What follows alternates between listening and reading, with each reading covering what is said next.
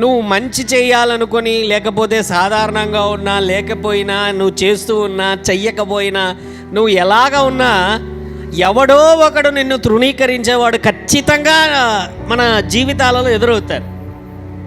హల్లెలూయా. నువ్వు చేసినా, హల్లెలూయా, నువ్వు చేయకపోయినా, హల్లెలూయా, నువ్వు చేస్తూ ఉన్నా, ప్రతి ఒక్కరి జీవితంలో ఇది ఎదురవుతూనే ఉంటుంది. నువ్వు హెచ్చింపబడుతూ ఉంటే నిన్ను లాగాలనుకునే వాళ్ళు నిన్ను తృణీకరిస్తుంటారు.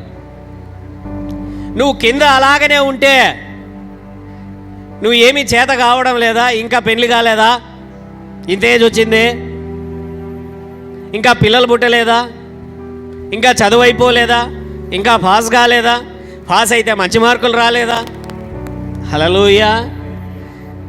లేకపోతే ధనవంతులు దరిద్రులను తృణీకరించుట, లేకపోతే దరిద్రులు ధనవంతులని, ఏమే దరిద్రులు ధనవంతులను తృణీకరించరా?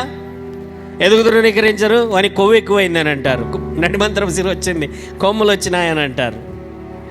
అవునా కాదు?